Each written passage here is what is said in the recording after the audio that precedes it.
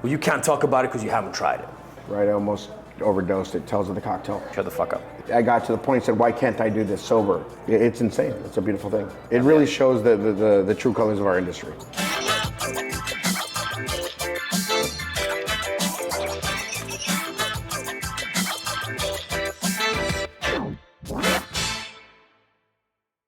So we're one more episode in. This is Bar Talks, no chill filtration. Unchilled, unfiltered, no bullshit. I'm here joined by Nectaly Mendoza, or Nectaly Mendoza. Both. Why not both? Yeah.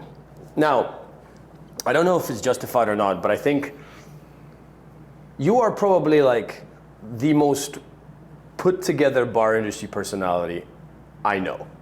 You've been in the industry for how long? Since I was 19, 18. Cool. And how old are you now? 40, I just turned 43. Fantastic. Yeah. Okay, I got 10 years to fail catching up with you. You have two restaurants in Vegas. You'll get there, don't worry. Vegas, right? We're in Vegas. The whole world has a prejudice against your city. You are known as the city of sin. We assume that everything happens here is crazy. It's all about money, mobsters. And how would you like to comment on that conversation? I mean, there's truth to everything, right? Yeah. The city was founded by, there's so many stories that created Vegas. And in those amazing stories, there's also stories that, you know, good comes from bad.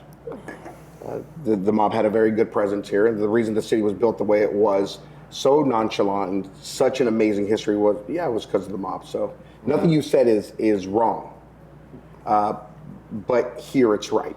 Right. That's the best way that I can say it. Vegas is definitely different from any other city. I know a lot of people say that about their cities, but Vegas is just something special in such a beautiful way, in such a dynamic way, that I think a lot of people take for granted. Nightclubs is something we own very well. We have the very best. We have the very best strip clubs at the same time. We also have some of the most beautiful churches. You've spoken about running nightclubs. You've spoken about running restaurants, casinos, all sorts. And yet now you're running Bar Mania, which is a speed cocktail competition. Like why? How did you get into cocktails? Because it seems like you don't need it. You know, like you're doing well. Yeah. Why cocktails? Why did you get into that? Well, the way I got into the industry was obviously luck, right? I was like fresh out of juvie, getting into trouble, but I ended up getting a job as a glass polisher at Olives. And long story short, the guy that I polished glassware was very big into it. Mm-hmm. He introduced me to a guy named Michael Mack. At the time, Tony Bogganum was running the Bellagio. All of these names, nothing. Oh, gotcha. So Tony is like the Del DeGroff of the West Coast. Holy shit, okay. Yes, so he judged last night Bar Mania. Tony Abou-Ganim. Right, I've heard about him. No, anything else. Yes, so Tony Abou-Ganim is just like, he is a hero to us. He really was the first one to step into the city and change the dynamic of the city.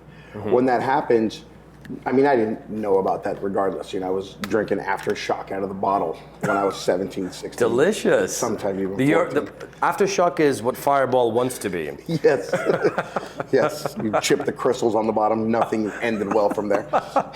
So it's like, I don't know, is this drugs or alcohol? Why not both? Why not both? Dora the Explorer. Yeah, exactly. So I ended up polishing glasses for a guy named Michael Mack, and who I was introduced to by that bar team. He had come onto that bar team a little bit after. I had never found anything that I had attached to outside of like comedy. Right. There was nothing that I was undeniably just connected to, or I was just kind of going on throughout life. It was the first time that somebody had put effort into me, and Mike was like, here is this world. And this world can give you a living, and it can give you your daily bread. And that's kind of where it started. But his passion for it was absurd. Uh-huh. Like, he was maniacal about it, and he still is to this day. I just really gravitated towards what he was doing, and I worked hand in hand, and it kind of went from there. Mm-hmm. He was one person who very much allowed me to just grow my own wings. I think a lot of the time in the industry, we have people that are underneath us, and they stay there for a long time. They're coddled. Mm-hmm. Mike was like, why are you not better than me yet? Oh. Why are you not better than me yet? Interesting, because I was thinking about this the other day. My metaphor that I made for this was finding a mentor is like getting into a bus and the mentor is the driver. And depending how fast they go is your development down that road of like 100%. experience.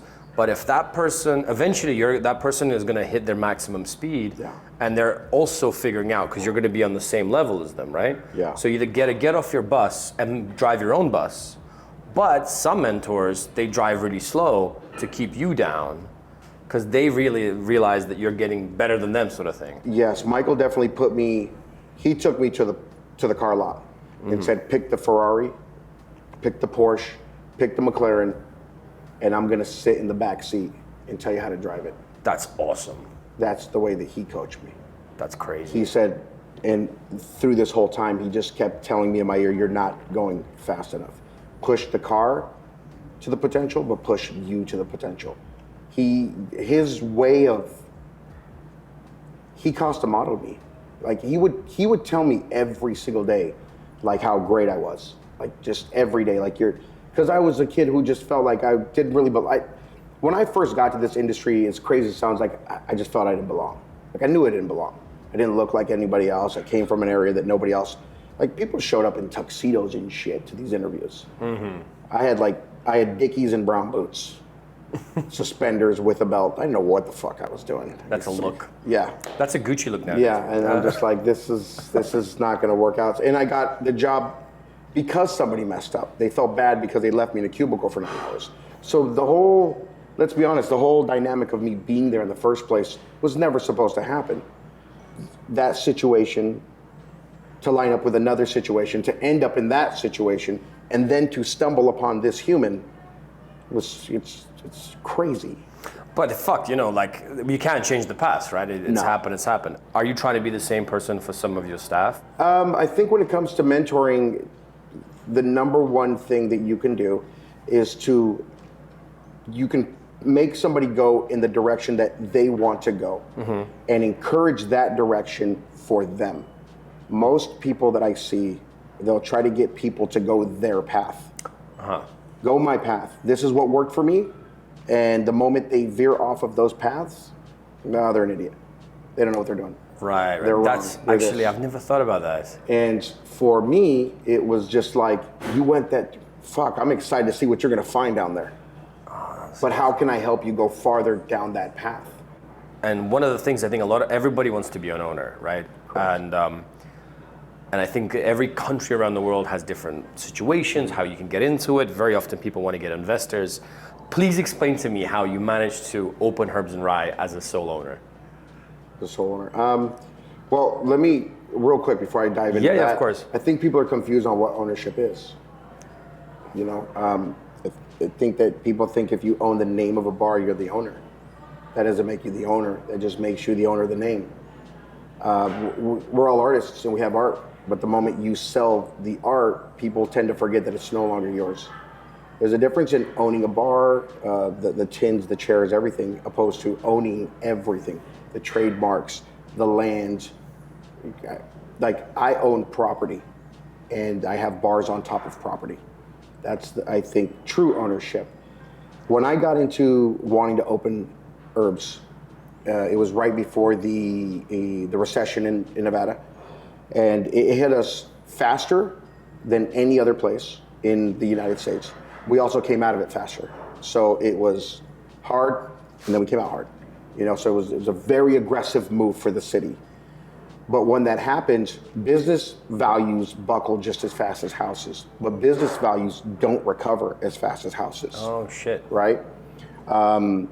When that happened, I knew that there was blood in the water, obviously, and as most people would say, let's be careful and let's not post or not post buy because we're scared. That's when I said, "Yo, it's time to really dive in," and I was looking for property anywhere, and I just didn't, there was a lot of good deals, but they weren't deals that were for me. I wanted to customize something that was just it's for me. Most people, when they get into business, it's what I call the dream of creating this, what you want and what you can actually have. Right. I wanted Cleaver. I can afford Herbs. So I went in and there was a gentleman who was selling the building. He had already failed a few times running the restaurants there. Well, he had concepts that weren't hitting as good as he wanted. He was getting ready to knock down the building, actually. So I walked in and I basically lowballed the building. And he told me no. I mean, he kicked me out like 4 or 5 times of the building. He's like, yo, fuck off, get out of here, kid. And I would just go right back, and I'm like, yo, man, this place is gonna suck. Like, it's gonna be a parking lot, but it was a legendary steakhouse before I was there, an Italian restaurant. Get out of here. I think I offered him like 50% of what it was worth. And so finally I said, there's gotta be a way to land this deal. I have no money, I had some money, but not the money needed to play the game. So the only thing I can do is have to outsmart the situation to get into the game.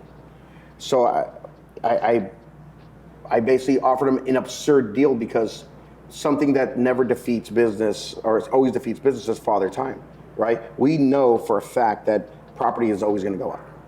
We know it's gonna buckle temporarily, like recessions and stuff like that, but they're always gonna go back up. No house here is ever going to be for sale again the price of the 1930s. So I just took that format and said, how can I leverage and use that? So I told him that I offered him this outlandish deal that was very blunt to him would fail. I said, I'll do a 10-year balloon loan and I'll give you a certain amount of money, cash, under one condition. Well, for those of you who don't know what a balloon loan is. I was going to say, you need to explain this. A balloon loan is basically, you have a mortgage for 30 years. Well, a balloon loan is the same thing as a mortgage for 30 years, but at the 10-year mark, you owe the remaining balance or you lose the property. Fuck. Balloon loan, which is what basically buckled the economy in the United States, was balloon loans and stated income, right? Are they back now?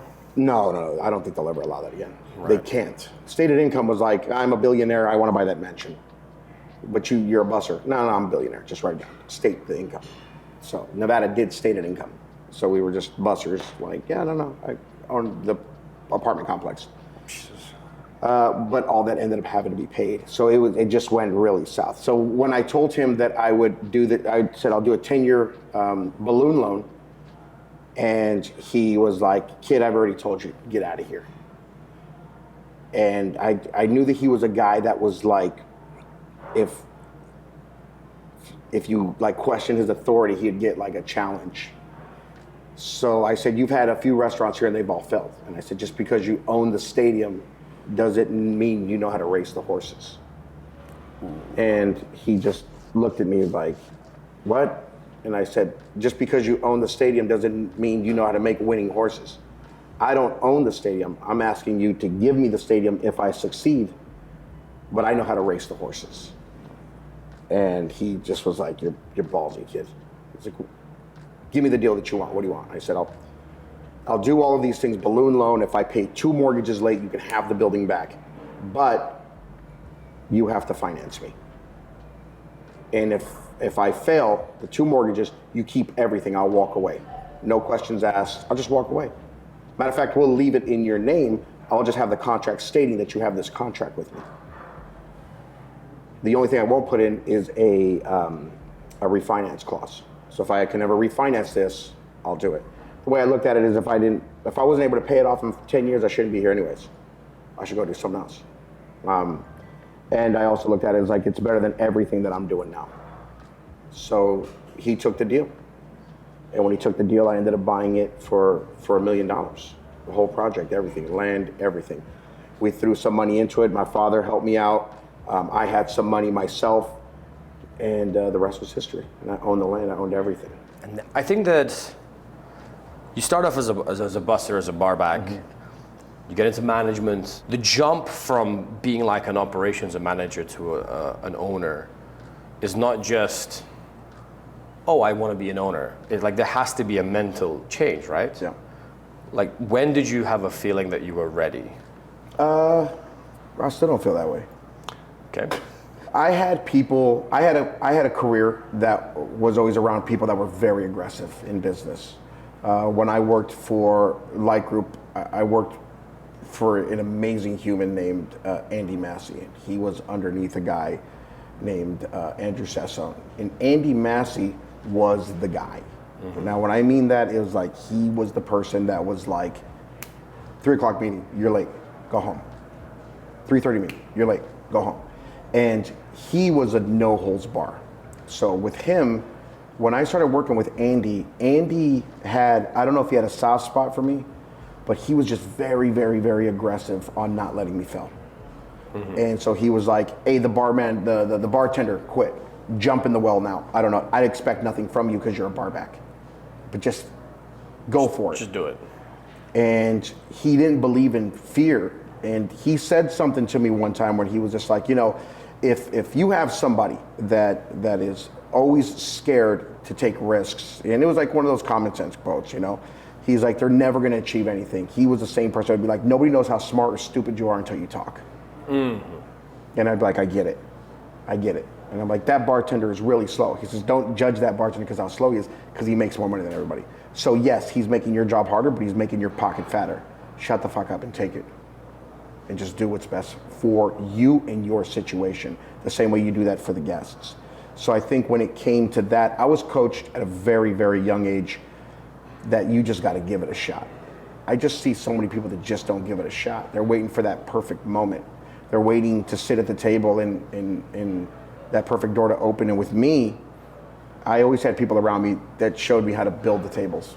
Right. Build the homes, right? And so I don't ever think that I was in fear. I look at it the opposite way. When I think your best work is your first projects like Herbs and Rye, because you're naive. You don't know how to succeed yet. So you just dive right in. When I opened up Herbs, I didn't know what bad fucking plumbing was, electrical, paying a gas bill on time. I didn't know any of this, but I dove in so aggressively hard, I had to make it work. So I was fearless, and I was so driven to just make it work. I had to make it work, not just for myself, for my family, for the people around me. And if I want people that look like me to make it, I gotta set this example for them. What do you mean by look like you? You know, like Latins. Is that? Yeah. Well, this is, see, for us is. Oh, got you. So Latins, we're all in the back of the kitchen. It's very rare that we're in the front of the house. So if I want to see more people that look like me in the front of the house, I got to let them know that it's doable. And now, you know, one thing that I always took very prideful with Herbs is when I would walk into Herbs and it was the Venetian, every single person that worked was like, they were in the kitchens and they were all Latin. And now it's owned by one Latin. You know, so it's like it's kind of like comes full scale. Here's a question. I sometimes feel that when you're under pressure, when you're not in a comfortable situation, Yeah. you perform better. 100%. Right? And there's some people who are scared of even getting out of that comfort zone. They're scared of getting hurt or failure. It's the what if factor. And I'm really happy what you said about you want people like you to look like you can do this, to inspire others. But I feel like in your mindset, that was your driver. Does that make sense? Yeah, for sure. While someone else's driver is going to be, oh, Nectaly did it, I can do it. For sure. But do you not think that the real pioneers are the ones who are like, I don't give a shit if there's no one like me? For sure. Does that make sense? Like, I'm gonna make it happen. Yeah. And I But think like, I also feel that on that same thing, sometimes you need to be told, just fucking make it happen. Yeah. And I hope that is the driver for them. Yeah. So when they see these scenarios around them, and it's not just my situation, it's every situation, right? There's so many things that can drive you to do that. I'll give you an example. You can have your mom can walk you to school every day, and you can go down this weird looking alley, and you do it for 20 years, 10 years. And your mother's nurturing and she cares for you, and you know that nobody is going to guide you better than your mom because she has your best interest. And you go down this alley every day, and let's say one day it just starts raining and there's fog, and your mom walks you through it. In every condition in these, we'll just say a 10-year span, your mom walks you through it. And then one day she dies. And now it's your turn to walk through. You'll be amazed at how many people will wait for a clear day. When your mother gave you everything you needed, you know what to do. You know these paths. You should be able to close your eyes and do it. in some senses, even honor her by doing it. I've just always been one to walk into the fog because I'm comfortable with the terrain around me. I'm comfortable with what I do. I always put myself in a position to, like, people always ask me about investments, right? Like, they're like, financial investments. What's your number one advice? I said, I only invest in the things that I can fix myself. Ah, fuck. Like, you'll never see me doing Bitcoin or stock. Why? Because I don't know how that, not that I don't know how it works. I understand that you explained it, but I can't fix that. I can fix a restaurant. I can fix a bar program. I can fix these things. But I mean, it can go into a lot of things, right? Like, you will never see me in the ocean. I don't understand that shit. I'm not fucking gonna get in the ocean. And people are like, nah, you're weird. I'm like, oh, okay. That's so funny. But I can't, like, I was a very, like, weird. I don't like open sea either. Yeah, I don't like open ocean. I was very different when I was a look kid, down like, and I'm like, nah, I'm not, that's really far down. Not a big fan. Like, I was scared of the dark when I was a kid. I was, like, I'd cry easy, and, it's like, but once I broke that shell, I just knew what I was comfortable with, and I went at that. I think a lot of people would succeed better if they genuinely followed what they love and just pounded away at that. Instead of saying, I really like that you do podcasts now I'm gonna do podcasts. Or you do this, or I wanna do this. Our careers in hindsight are always funny at the beginning of it, right? None of us are ourselves. Now, I think maybe some people have noticed that me and you are only on the water right now. I've done a previous interview with my friend Elliot, who's very anti, specifically cocaine. And since that interview, I've had a lot of people who are users, A, try to take me drugs so that they can kind of call out the hypocrisy. Or B, being like, well, you can't talk about it because you haven't tried it. But your story's different. Yeah. Would you mind sharing it with me? Because I think sometimes people find this very uncomfortable to talk about. Yeah. But I think it's sometimes necessary, because I also noticed a lot of people who have aggressively been, since that interview, been aggressive to me, have done it because they don't know how to break out of that. Yeah. To sum up why I stopped, I almost died, right? I almost overdosed. It tells of the cocktail. And it was fun until it wasn't. It's really that simple. But my thing wasn't just drugs and alcohol. It was several things. It was food. I used to weigh 500 pounds. I lost 250 plus pounds. I got to a point in my life where I looked at drugs as the steroid in my life. And I felt like I was winning and doing all these things. And you know what it was? It was, and I've said this before, it was like I was getting these first place trophies and I had all these steroids in my system. And there was people in the second and third podium and they weren't using steroids. And I'm like, this isn't fair. That was one. Two, I was wondering why I couldn't do what I was doing on drugs sober. If you have, like, I wouldn't dance, wouldn't laugh a certain way. I couldn't let loose a certain way. And it's like I got to the point and said, why can't I do this sober?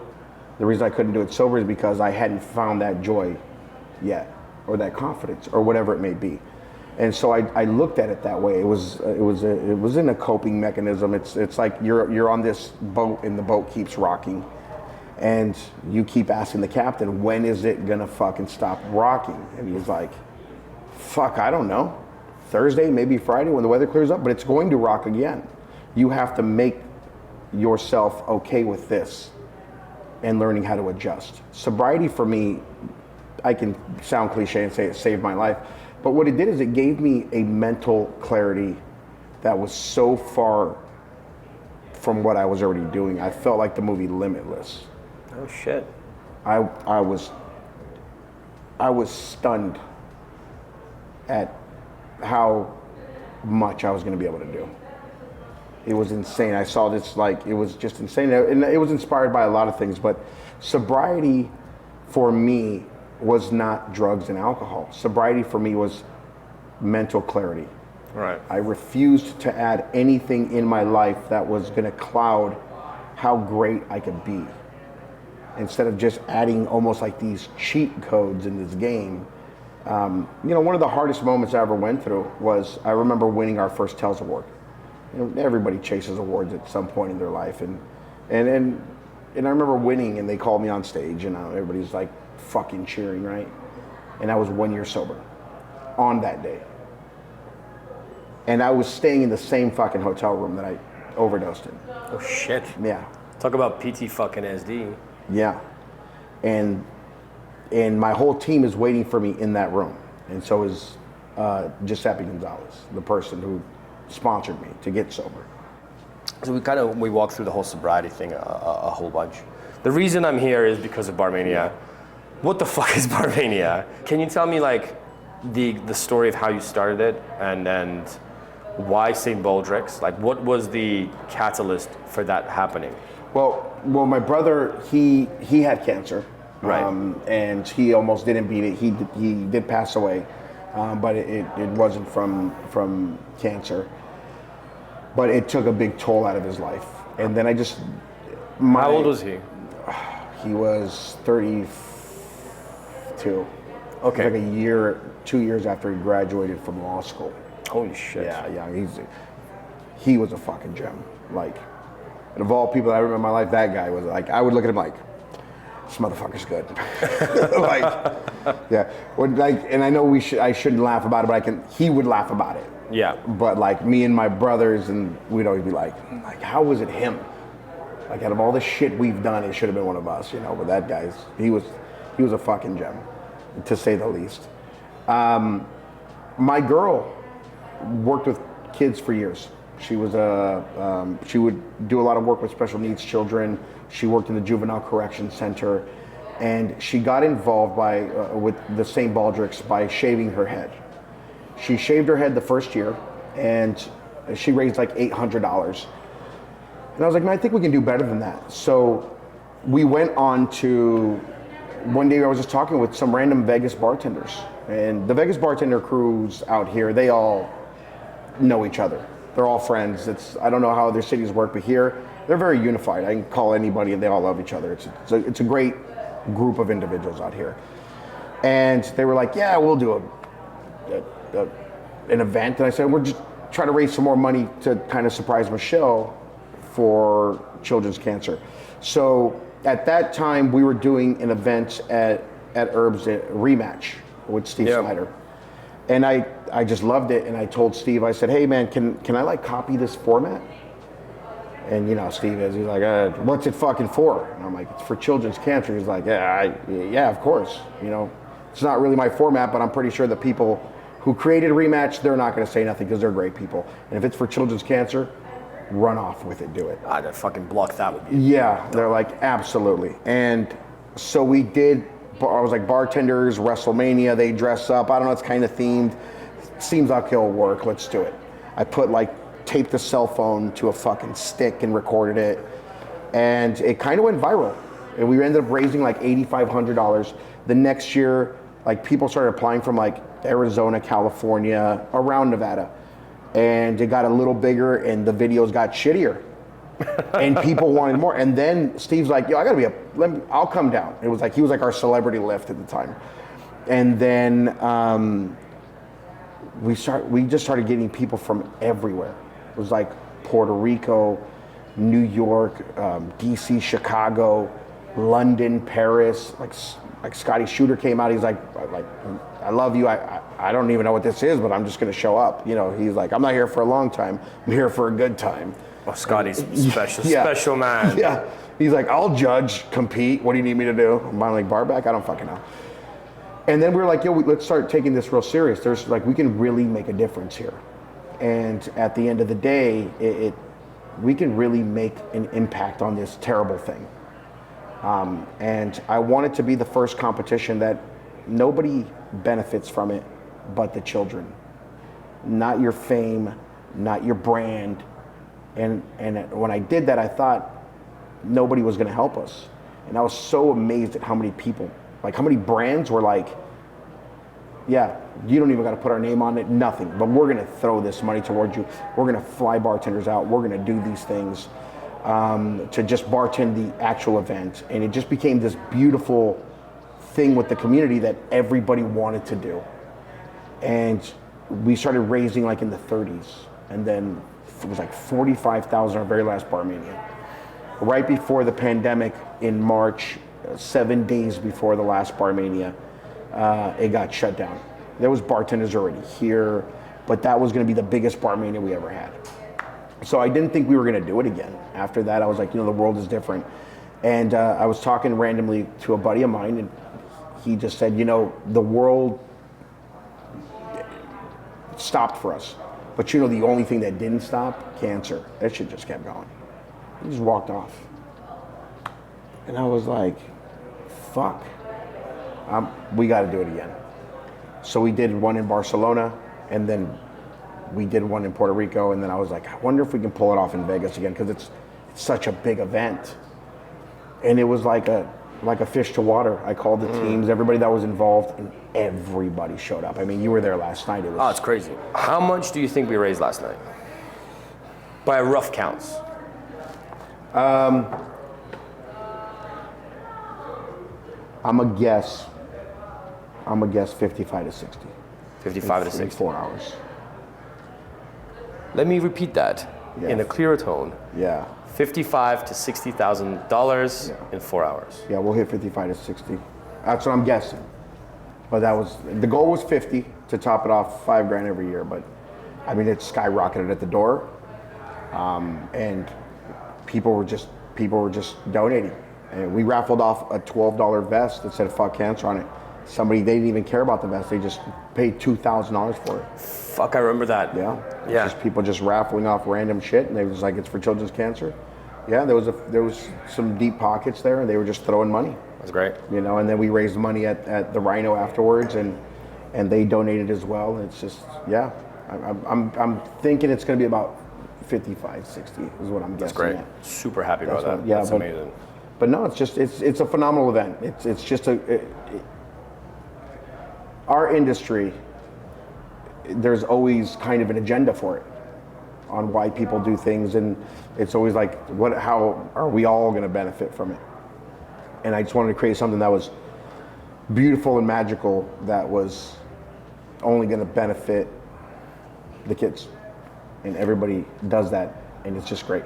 Do you not think it's interesting that if there's one thing that, like the service industry, it's called the service industry sometimes, right? Mm-hmm. It's like we live to serve others. Yeah. And I think that's what makes us happy. For sure. And it's funny how we'll bond over something like this a lot more than anything else.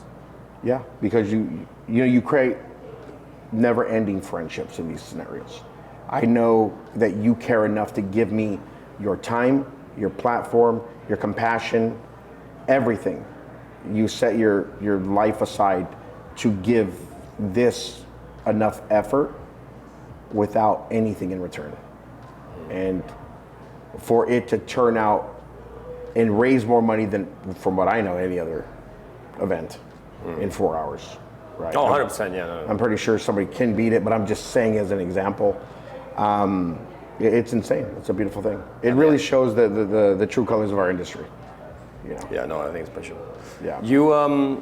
I think that's a really fucking awesome way to end it. I don't think there's any better way that I can end this. Is there anything that you want to plug? Is there anything you want to talk about? I think after that would just be kind of weird, wouldn't it? Yeah. Yeah, no, for sure. And Nectaly, I think this is not the last time we're doing an interview. No, definitely. I feel like this is definitely the last time I'm going to be here. But thank you for your time. Always a pleasure. Thank you for being you. Yeah, no, you as well, my friend. All right, now shut the fuck up.